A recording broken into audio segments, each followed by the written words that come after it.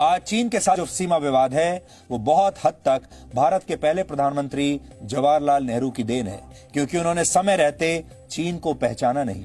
वो चीन के साथ मेल मिलाप करते रहे, उसकी तारीफें करते रहे, हिंदी चीनी भाई भाई का नारा देते रहे और उसी नशे में डूबे रहे। और जिस दौरान वो चीन के साथ दोस्ती के नशे में चूर थे, उसी समय चीन ने पहले तिब्बत पर कब्जा किया और जब वो कब्जा पूरा हो गया तो चीन ने अक्साई चिन के इलाके पर भी कब्जे की योजना बना ली थी। जवाहरलाल नेहरू की गलती ये थी कि उन्होंने अपनी ही सेना द्वारा दी गई चेतावनियों को कोई महत्व नहीं दिया और वो सेना की सलाह की लगातार अनदेखी करते रहे। ना तो उन्होंने भारतीय सेना को युद्ध की तैयारी करने दी और ना ही चीन के साथ सीमा पर सड़कों का निर्माण होने दिया, जबकि इस दौरान चीन भारत की सीमा के पास अपने सैनिक इंफ्रास्ट्रक्चर को मजबूत बनाता चला गया, लेकिन हमने कुछ नहीं किया। वर्ष 1952 में कुलवंत सिंह कमेटी ने तत्कालीन भारत सरकार को चीन के खतरे से आगाह किया था और तैयारी करने की सलाह दी थी, लेकिन इस पर कोई अमल नहीं हुआ।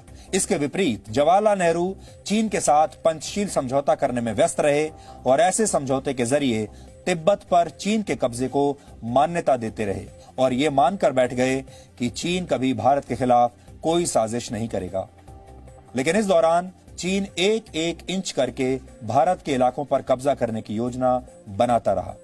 वर्ष 1955 के बाद जब चीन अक्साई चिन पर कब्जे की योजना पर आगे बढ़ने लगा और उसने अक्साई चिन से होकर गुजरने वाली सड़कें भी बना ली, तब भी भारत के तत्कालीन राजनीतिक नेतृत्व पर इसका कोई असर नहीं पड़ा। उस समय तक चीन के नेता भारत के दौरे कर रहे थे, भारत की यात्राएं कर रहे थे और भारत ये समझ रहा था कि चीन ऐसा कुछ नहीं करेगा जिससे भारत के साथ उसके संबंधों पर बुरा असर पड़े।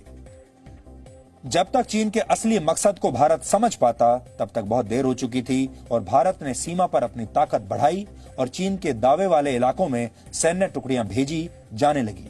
लेकिन देर से शुरू हुई ये तैयारियां भी आधी अधूरी थीं और सेना चीन के हमले का सामना करने के लिए तैयार नहीं थी। इसलिए युद्ध जब शुरू हुआ तो हम बहुत जल्द हार भी गए।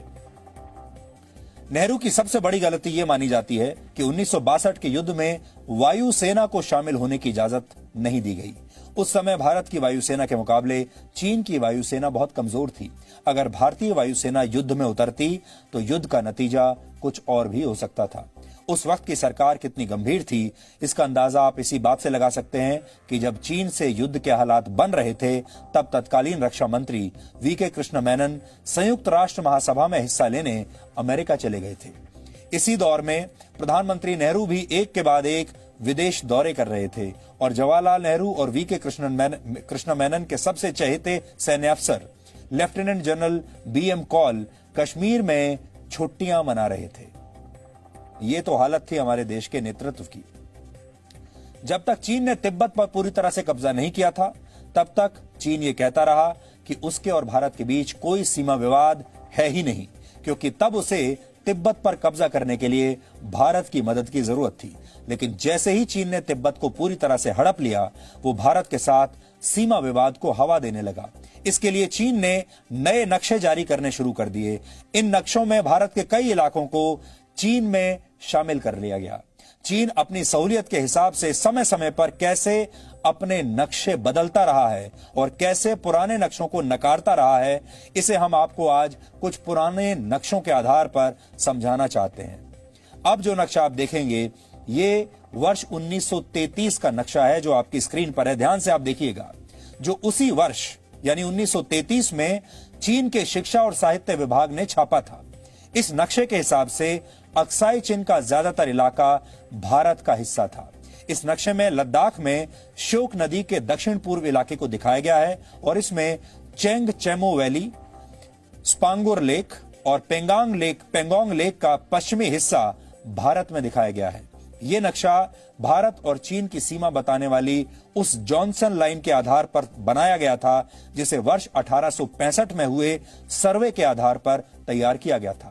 आजादी के बाद भी इसी जॉनसन लाइन से भारत और चीन की सीमा का निर्धारण होता था और चीन को इस पर तब कोई भी आपत्ति नहीं थी। चीन ने इसे स्वीकार कर लिया था।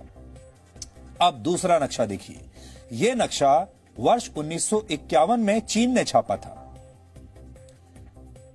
इस नए नक्शे के जरिए चीन ने पुराने नक्शे के कई भारतीय इलाकों पर अपना दावा जता दिया और इन इलाकों को अपने आप ही हड़प लिया।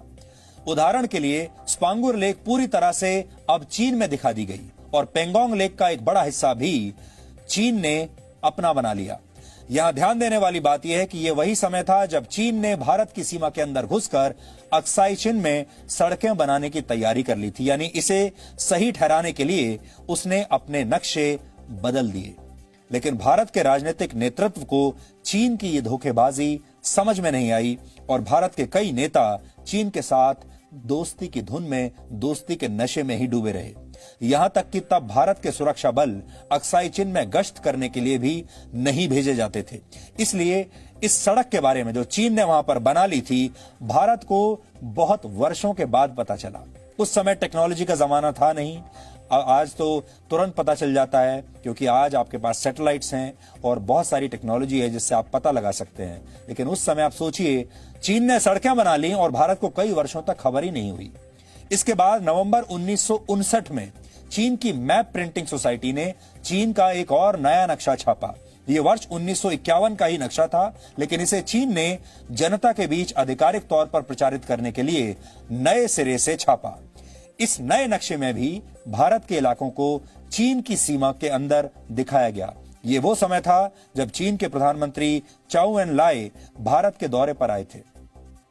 भारत ने तब इस नक्शे पर आपत्ति भी दर्ज की थी, लेकिन तब तक बहुत देर हो चुकी थी और चीन आधिकारिक तौर पर भारत के इलाकों को हड़प चुका था।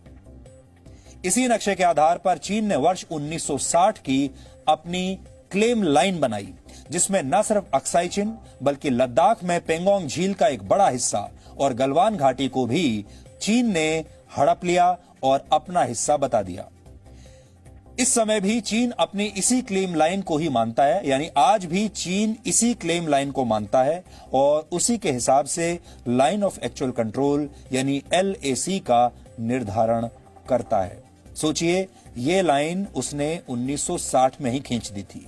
1960 से लेकर आप सोचिए 2014 तक इस देश में या तो कांग्रेस की सरकारें रही हैं, नेहरू गांधी परिवार के लोगों की सरकारें रही हैं और या फिर उनके समर्थन से चलने वाली सरकारें रही हैं।